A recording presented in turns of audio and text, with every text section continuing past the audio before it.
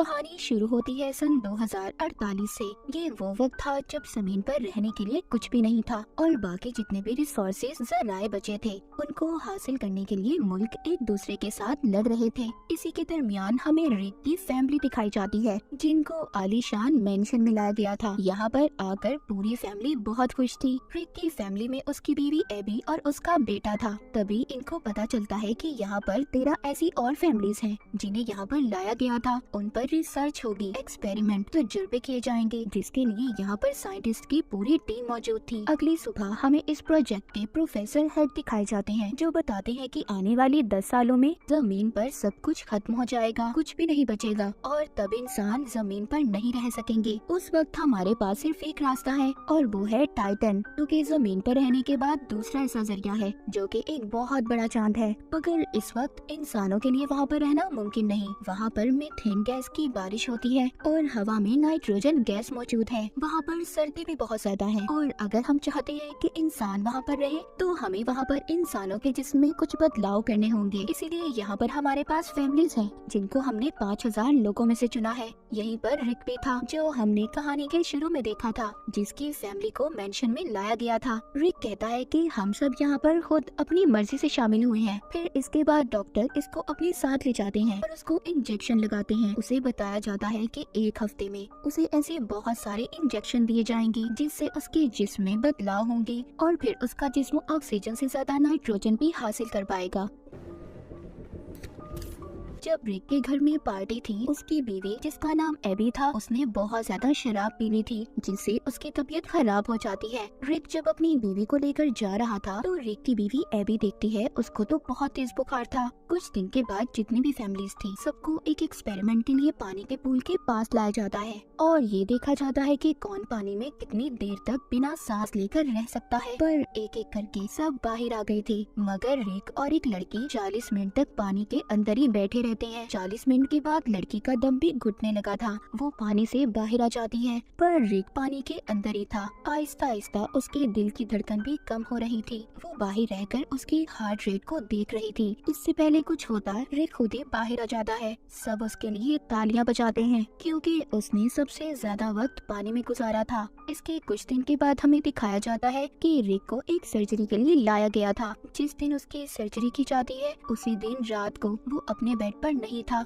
उसकी बीवी एबी जब ये देखती है तो वो किचन में बैठा अपने जिस्म पर बर्फ लगा रहा था। उसको बहुत गर्मी लग रही थी। इसके बाद एबी उसको और ज्यादा बर्फ ला कर देती है। एबी को बताता है कि मुझे बिल्कुल भी ठंड का एहसास नहीं हो रहा। इसका मतलब ये था कि जिन लोगों को टाइटन पर भेजने के लिए तैयार किया जा रहा था रिक पर भी बिल्कुल वैसा ही असर हो रहा था कि टाइटन पर बहुत ज्यादा ठंड थी और वहाँ पर ऐसे जिस्म की जरूरत थी जिसको ठंड का बिल्कुल भी एहसास ना हो। मगर अभी भी इनको सबसे बड़ा सामना मीथेन गैस और नाइट्रोजन का था। इन सबको मीथेन गैस के साथ पानी में तैरने का कहा जाता है। साथ ही इनको खास किस्म के मास्क पहनाए जाते हैं जिससे नाइट्रोजन बढ़ता है। ये उस मास्क को पहनकर बहुत भागते हैं। दरअसल इनको टाइटन के लिए तैयार किया जा रहा था। इसी तरह बहुत सारे दिन गुजर जाते हैं। एक दिन रिक जब बाथरूम में था तो वो देखता है उसको हेयर फॉल हो रहा था, यानी कि उसके बाल बहुत ज्यादा उतर रहे थे।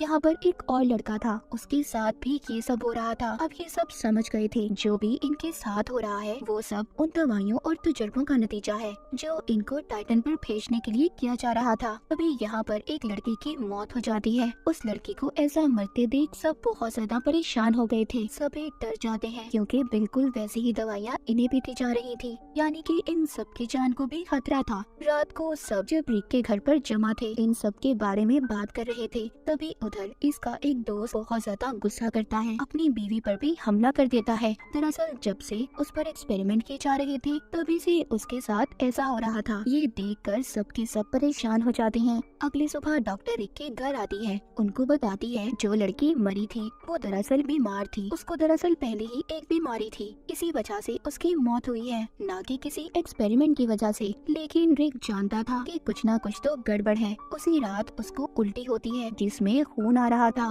उसकी बीवी उसका ब्लड सैंपल लेती है क्योंकि एबी भी एक डॉक्टर थी। अगले दिन रिक को दिखाया जाता है वो पानी के अंदर था। उसकी जिल्द भी उतरना शुरू हो गई थी। इस बात से वो बहुत ज्यादा डर जाता है। उधर दूसरी तरफ एबी उसका खून का सैंपल लेकर लैब में जाती है। जब वो उसको टेस्ट करती है तो उसको पता चलता है कि रिक के जिस्म में बहुत से ऐसे केमिकल शामिल किए गए हैं जिसके बारे में पहले नहीं बताया गया था। एबी इन सब के बारे में प्रोजेक्ट प्रोफेसर हेड से बात करती है मगर वो उसको कुछ भी नहीं बताते। अब रिक की आंखों का ऑपरेशन किया जाता है ताकि वो अंधेरे में भी देख सके।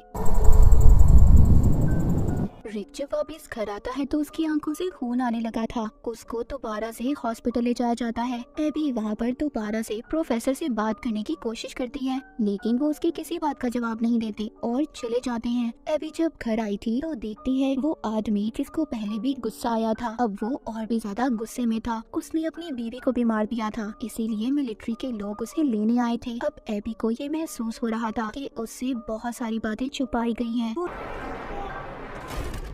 रिक का कार्ड लेकर उसी जगह पर जाती है जहाँ पर सभी की फाइल्स को रखा गया था जिन पर एक्सपेरिमेंट किए जा रहे थे। ये जब वहाँ पर चेक करती है तो उसे पता चलता है जिस लड़की की मौत हुई थी जिसके बारे में बताया गया था कि वो किसी बीमारी की वजह से मरी है कि उसकी मौत तो इन्हीं एक्सपेरिमेंट की वजह से हुई है। उधर ही एबी प्रोफेसर को देखती है जिनकी नासा के लोगों के साथ बात हो रही थी। वो उन पर इल्जाम लगा रहे थे कि उन्होंने इंसानों पर ऐसे तजुर्बे किए हैं जो सरासर गलत हैं। उन्हें जल्दी सब कुछ बंद करना होगा। उनको सजा होने वाली है क्योंकि उनके खिलाफ केस दर्ज हो चुका है। अगले दिन प्रोफेसर हेड्रिक के घर जाते हैं। उसको और एबी को बताते हैं कि उन्होंने सारे एक्सपेरिमेंट इसीलिए किए थे ताकि वो लोगों को टाइटन पर भेज सके। वो कहती हैं मैं खुद भी नहीं जानता इसका अंजाम क्या होगा। सब लोगों का डीएनए अलग है। मैं नहीं जानता कि सबके जिस्म पर दवाओं का क्या असर होने वाला है मगर हाँ रिक एक ऐसा इंसान है जिसका जिस्म इन सब चीजों को बर्दाश्त कर सकता है और रिक तुम्हारे अंदर अलग तरह से तब्दीलियाँ हो रही हैं।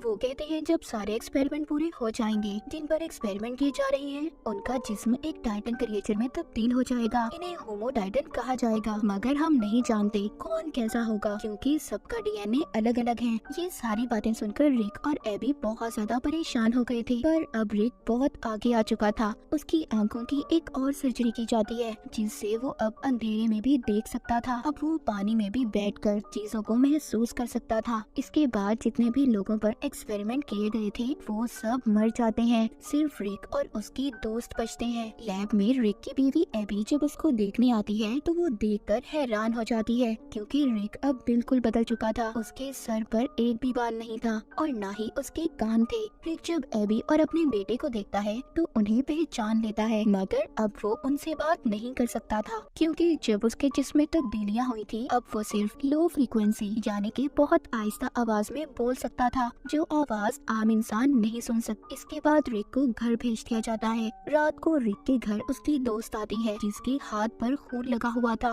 वो भी गुस्से में आकर अपने हस्बैंड को मार देती है।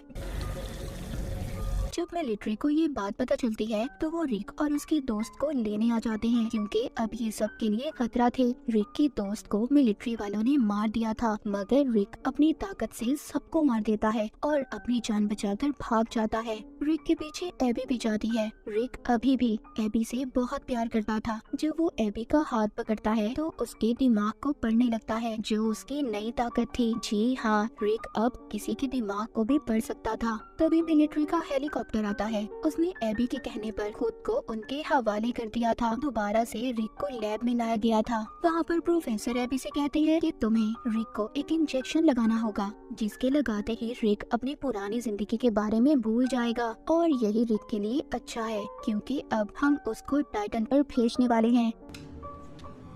जब एबी रिक के पास जाती है तो उसको इंजेक्शन लगा देती है। हालांकि रिक उसको मना कर रहा था क्योंकि वो अपनी पुरानी यादों को नहीं भुलाना चाहता था। एबी ऐसा करते ही वहाँ से अपनी दोस्त को लेकर अपने बेटे के साथ चली जाती है। इनके जाने के बाद रिक वहाँ पर सभी सोल्जर्स पर हमला कर देता है और उन्हें मारकर वापस से अपने घर आ गया था। दरअसल एबी ने उसके जिस्म में इंजेक्शन को नहीं लगाया था ताकि उसको टाइटन पर ना भेजा जाए। वो वापस अपने घर आता है तो अपनी बीवी और और बेटे से मिलकर बहुत खुश होता है। पर तभी उधर मिलिट्री के लोग आ गए थे, उनके साथ प्रोफेसर भी थे। वो कहते हैं कि रिक को हमारे साथ जाना होगा, हम इसको टाइटन पर भेजने वाले हैं क्योंकि अब ये कभी भी इंसान नहीं बन सकता और ना ही जमीन पर रह सकता है। अगर इसे जिंदा रहना है तो इसे टाइटन पर जाना होगा। एबी को भी ये बात समझ आ गई थी। वो रिक से कहती है कि शायद तुम्हारे जाने का वक्त आ चुका है, तुम्हें वापस जाना होगा।